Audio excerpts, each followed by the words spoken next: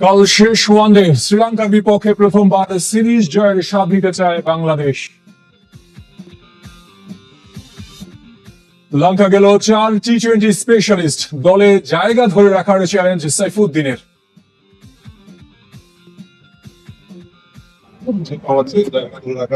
অনেক কঠিন, তারপরে সেই লক্ষ্যে থাকবে। আর যেহেতু কয়েকটা ক্যাম্প করছে মিরপুর এবং চিটাগংয়ে, চেষ্টা করেছে শেষ ম্যাচে চ্যালেঞ্জ ছুড়ে দেবে শ্রীলঙ্কা। জিততে হলে পাল্লেকেলের বাউন্স সুইং সামলাতে ব্যাটারদের প্রস্তুত থাকার পরামর্শ মানল মিরাজের নেতৃত্বের প্রশংসা। রংপুর রাইডার্স না নিলেও গ্লোবাল সুপার লিগে দল পেলেন সাকিব। খেলবেন দুবাই ক্যাপিটালস এর জার্সিতে। 16 জুলাই সাবেক ক্লাবের বিপক্ষে জ্বলে ওঠার অপেক্ষা। গভীর রাতে ইতিহাস গড়া নারী ফুটবল দলকে সংবর্ধনা হাতে ছিলেন অ্যাম্পি থিয়েটারে সমর্থকের ঢল। এশিয়ান কাপেও দারুণ পারফরমেন্সের প্রত্যাশা এবং এজবাস্টনের প্রথম জয়ের স্বাদ পেল ভারত। অনবদ্য ব্যাটিং এ দ্বিতীয় টেস্টেই দলকে জেতালেন শুভমান গিল। ইংল্যান্ডের বিপক্ষে সিরিজে 1-1 সমতা টিম ইন্ডিয়ার। দ্বিতীয় ওয়ানডে জয়ের সুখ স্মৃতি নিয়ে এবার কলম্বো থেকে পাল্লেকেলেতে পৌঁছেছে বাংলাদেশ ক্রিকেট দল। হোটেলে পৌঁছেই উষ্ণ অভ্যর্থনা পেয়েছে টাইগাররা। দ্বিতীয় ওয়ানডে জিতে বেশ পুরোপুরি মেজাজে পুরো দল। তৃতীয় ওয়ানডেতে নাজমুল হোসেনকে শান্তকে না পাওয়ার শঙ্কা থাকলেও পুরোপুরি ফিট আছেন তিনি। জয়হীন থাকার পর দ্বিতীয় ওয়ানডেতে শ্রীলঙ্কাকে হারানোয় টাইগারদের আত্মবিশ্বাস বেড়েছে কয়েক গুণ। কারণ দলের বাজে পারফরমেন্সে সমর্থকরাও মুখ ফিরিয়ে নিতে শুরু করেছিল ক্রিকেট থেকে। এই জয়ে দলের আত্মবিশ্বাস বাড়ার সঙ্গে সমর্থকরাও আস্থা খুঁজে পাবে। ক্যান্ডিতে এর আগে জয়ের অভিজ্ঞতা আছে বাংলাদেশের। শেষ ওয়ানডে জিতলে পছন্দের ফরম্যাটে পুরনো ছন্দ খুঁজে পাবে বাংলাদেশ। ক্যান্ডি থেকে তারেক হাসান শিমুলের আরো একটি রিপোর্ট। ও জয় পেয়েছে এবং এই জয়ের সঙ্গে কিন্তু বাংলাদেশ আইসিসি র্যাঙ্কিং এর যে 10ম স্থান রয়েছে সেই 10ম স্থান থেকে 9ম স্থানে উঠে এসেছে। বাংলাদেশের পছন্দ ফরম্যাট কিন্তু এই ওয়ানডে ফরম্যাট এবং এই ম্যাচ জয়ের মধ্য দিয়ে কিন্তু বাংলাদেশ দারুণ একটা রোমাঞ্চ তৈরি করেছে এই সিরিজে। কারণ ক্যান্ডিতে বাংলাদেশের দারুণ একটা সুখ স্মৃতি আছে 2013 সালে। সেই সুখ স্মৃতিকে ভর করে যদি বাংলাদেশ এখানে জয় ছিনিয়ে নিতে পারে তাহলে কিন্তু সিরিজও জিতবে বাংলাদেশ। 2013 সালে বাংলাদেশ যখন জয় পেয়েছিল, মুশফিকুর রহিম যখন ডাবল সেঞ্চুরি করেছিলেন, সেই সময়কার কথা বলছি। এবং ক্যান্ডিতে আসলে বাংলাদেশের যে ম্যাচটা হয়েছিল সেটা তাদের প্রতিপক্ষ যারা ছিলেন বলা চলে যে মহা তারকায় ঠাসা ছিল শ্রীলঙ্কা দলটা। সাঙ্গাকারা, মাহেলা, মালিঙ্গা, থিসারা পেরেরা, তাদের মতো ক্রিকেটাররা সেই দলে ছিল এবং সেই দলকে হারিয়ে কিন্তু বাংলাদেশে পেয়েছিল। এখন আসলে বাংলাদেশের সামনে লক্ষ্য থাকবে যে এই জয়টা বাংলাদেশের ক্যান্ডিতে সেই পুরনো অভিজ্ঞতাকে পুঁজি করে একটা ভালো স্মৃতি উপহার দেওয়া। পাশাপাশি আরেকটু বলতে চাই, সাম্প্রতিক সময়ে বাংলাদেশ যে খারাপ অবস্থার মধ্য দিয়ে যাচ্ছে, ট্রানজিশন পিরিয়ডের কথা বলা হচ্ছে। সোনাক জয়সূর্য আসলে বলছিলেন যে আসলে বাংলাদেশ কেন, শ্রীলঙ্কা এরকম একটা পরিস্থিতির মধ্য দিয়ে গেছে, তবে বাংলাদেশকে বের হয়ে আসতে হলে ক্রিকেটারদের যেমন দায়িত্ব পালন করতে হবে, একই সঙ্গে কিন্তু টিম ম্যানেজমেন্টকে দায়িত্বটা পালন করতে হবে, বোর্ডকে দায়িত্বটা পালন করতে হবে, তাদের উপর আস্থা রাখতে হবে। বাংলাদেশ প্রথম ওয়ানডেতে যেভাবে খেলেছিল, যেভাবে স্টার্ট করেছিল, যেটা ম্যাচটা কিন্তু বাংলাদেশ হেরেছে এবং বাংলাদেশ যদি তাদের এই প্রথম ম্যাচটা জিতত তাহলে কলম্বোতেই সিরিজটা নিশ্চিত হয়ে যেত, কিন্তু সেটা হয়নি। কারণ ওই যে কনফিডেন্সটা আসলে নিচে চলে গেছে বাংলাদেশ দলের, সেই হারার মধ্যে থাকার জন্য কোনো পোশাকে আসলে চেনা ছন্দটা আসলে দেখাতে পারছে না বাংলাদেশ দল। এই জায়গা থেকে বাংলাদেশের জন্য একটা কনফিডেন্স বুস্ট আপ হবে এই ম্যাচে জয়ের মধ্য দিয়ে। এই রিদমটা যদি বাংলাদেশ ক্যান্ডিতে ধরে রাখতে পারে সেক্ষেত্রে আশা করা যায় বাংলাদেশ সিরিজ জয়ের প্রত্যাশা করছে, সেই সিরিজ জয়টা ধরা দিবে। পাশাপাশি ক্রিকেটের প্রতি আগ্রহ কমে যাওয়া নিয়ে একটা আলোচনা চলছে, কারণ কিছুদিন আগেও সাকিব তামিম যোগে যেভাবে ক্রিকেট আধিপত্য দেখিয়েছে দর্শকদের মনে, সেই জায়গা থেকে কিন্তু এখন ফুটবল ভাগ বসিয়েছে। হামজা, সমিত সোমরা যখন বাংলাদেশের জার্সিতে খেলছে তখন কিন্তু এই যে দর্শকদের একটা ভাগাভাগি তৈরি হয়েছে, আমরা এটা নিয়ে অনেক ধরনের কথা শুনি। তবে বাংলাদেশের মানুষের কাছে ক্রিকেটটা আসলে তাদের হৃদয়ে, যদি বাংলাদেশ ক্রিকেট দল সেটাকে আসলে হৃদয়ে রাখতে হবে, কারণ জয় উপহার দিতে হবে। সাকিব তামিমরা আসলে জয় উপহার দিয়েই দর্শকদের মনে জায়গা করে নিয়েছিলেন। এখন প্রায় 8 মাস পর পাওয়া জয় আত্মবিশ্বাস বাড়িয়েছে বাংলাদেশের। সাবেক অধিনায়ক মিনহাজুল উদ্দিন নান্নুর মতে তানভীরের সঙ্গে মিরাজ শামীমের নিয়ন্ত্রিত বোলিং ম্যাচের মোড় ঘুরিয়ে দিয়েছে। তবে জবাব দেওয়ার অপেক্ষায় থাকবে শ্রীলঙ্কা। সিরিজ নিজেদের করতে হলে পাল্লেকেলের বাউন্স আর সুইং সামলাতে ব্যাটারদের সর্বোচ্চ প্রস্তুত থাকার পরামর্শ নানুর। এদিকে মেহেদী হাসান মিরাজের অধিনায়কত্ব মাশরাফির সঙ্গে তুলনা করেছেন cricketer Mohammad Mithun.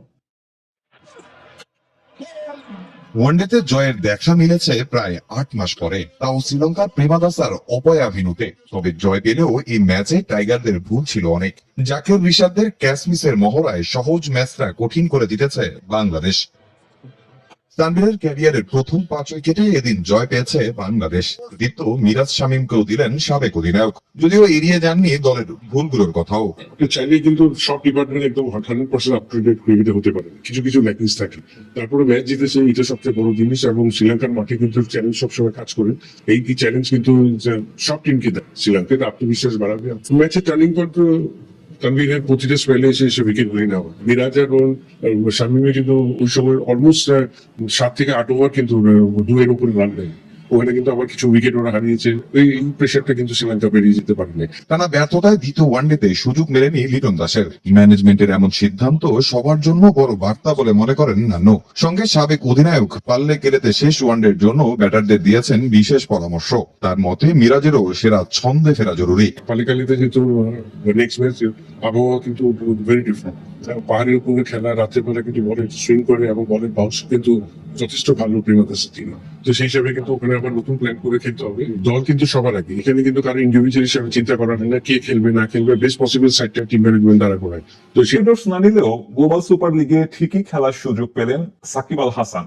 Protea spinner Keshav Maharaj ইনজুরিতে পড়ায় তার বদলি হিসেবে বাংলাদেশের সাবেক অধিনায়ককে দলে ভিড়িয়েছে ইন্টারন্যাশনাল লিগ টি-20 ফ্রাঞ্চাইজি দুবাই ক্যাপিটালস। সামাজিক মাধ্যমে এক পোস্টে বিষয়টি নিশ্চিত করেছেন তারা। সব ঠিক থাকলে আগামী 16 জুলাই দুবাইয়ের জার্সিতে সাকিব মুখোমুখি হবেন তার সাবেক দল রংপুর রাইডার্সের।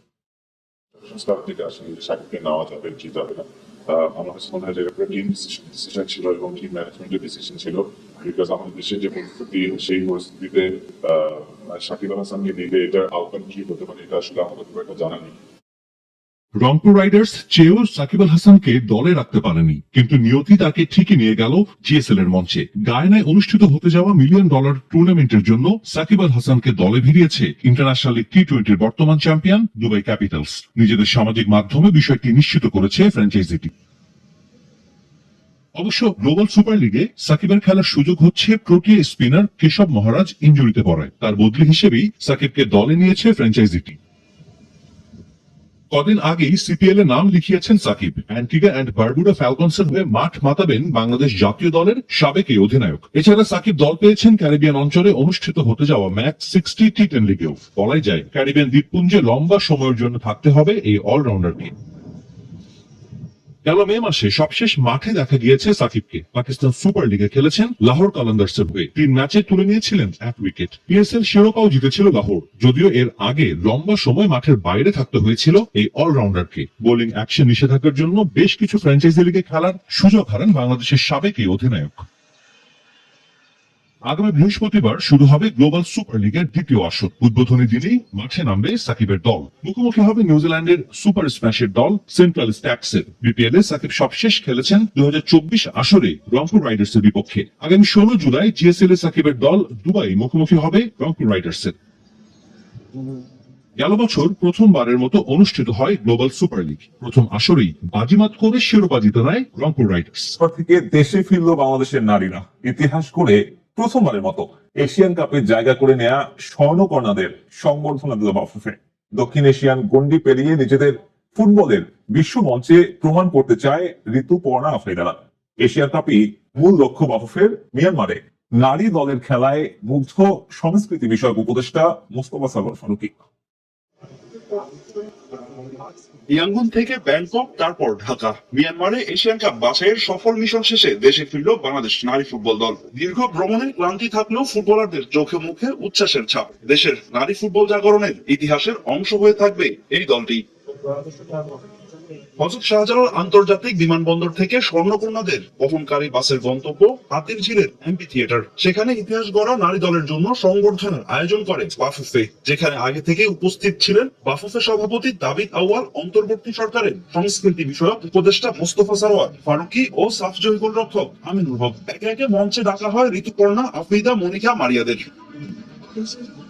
তাদের ফুল দিয়ে বরণ করে নেন বাফুফের কার্যনির্বাহী সদস্যরা। এরপর হয় বর্ণিল আলোকসজ্জা। নারী ফুটবলারদের সংবর্ধনা আয়োজনে কোনো কার্পণ্য করেনি বাফুফে। সমর্থকদের ভালোবাসায় অনুপ্রাণিত ফুটবলাররাও বাংলাদেশের ফুটবলকে নিয়ে যেতে চান বিশ্ব মঞ্চে। আর এদেশের মানুষের ফুটবল প্রেম দেখে বিমোহিত দলের English coach Peter Butler. Football খেলা কোনো ইন্ডিভিজুয়াল খেলা না।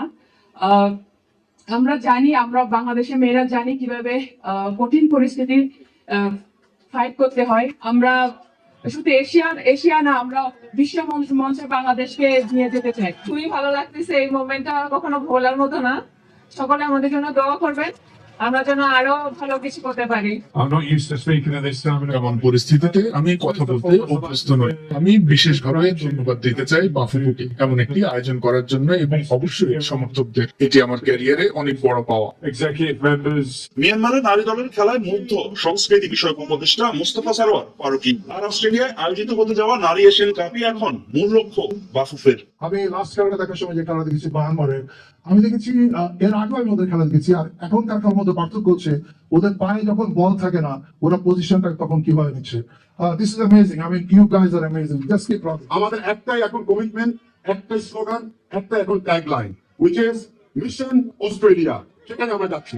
আমাদের অলিম্পিক কিংবা বিশ্বকাপ ফুটবলের যে হাতছানি দিচ্ছে, সেই লক্ষ্যে পৌঁছানোর জন্য আমাদের পক্ষ থেকে, বাংলাদেশের পক্ষ থেকে, বাংলাদেশের প্রতিটি সাধারণ মানুষের পক্ষ থেকে শুভেচ্ছা এবং অভিনন্দন থাকলো। জাঁকজমক ভাবে সংবর্ধনা অনুষ্ঠান আয়োজন করলেও নারী ফুটবলারদের জন্য আর্থিক কোনো পুরস্কার ঘোষণা করেনি ফুটবল ফেডারেশন। গায়ানা ক্রিকেট কর্তৃপক্ষ আয়োজিত গ্লোবাল সুপার লিগের জিএসএল দ্বিতীয় আসর শুরু হতে যাচ্ছে আগামী 10 জুলাই থেকে, যেখানে বিপিএল ফ্র্যাঞ্চাইজি রংপুর রাইডার্সের হয়ে খেলার গুঞ্জন ছিল সাকিব আল হাসানের। তবে বিরূপ পরিস্থিতিতে পড়ার শঙ্কায় সাবেক এই বাংলাদেশ অধিনায়ককে স্কোয়াডে রাখেনি রংপুর। এবার দুবাইয়ের ফ্র্যাঞ্চাইজি দুবাই ক্যাপিটালস সাকিবকে দলে নিয়েছে। নিজেদের ফেসবুক পেজে দেওয়া এক পোস্টে এই তথ্য জানিয়েছে ফ্র্যাঞ্চাইজিটি। সাকিবের ছবি দিয়ে তারা লিখেছে, দক্ষিণ আফ্রিকার স্পিনার কেশব মহারাজের রিপ্লেসমেন্ট হিসেবে কিংবদন্তি অলরাউন্ডার সাকিব আল হাসান আমাদের সঙ্গে যোগ দিচ্ছেন।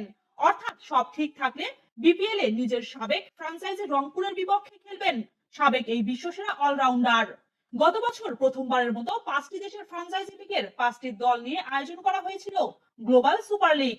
এবারও এর দল সংখ্যা বাড়েনি। 10 জুলাই শুরু হবে ফ্র্যাঞ্চাইজি লিগের দ্বিতীয় আসর।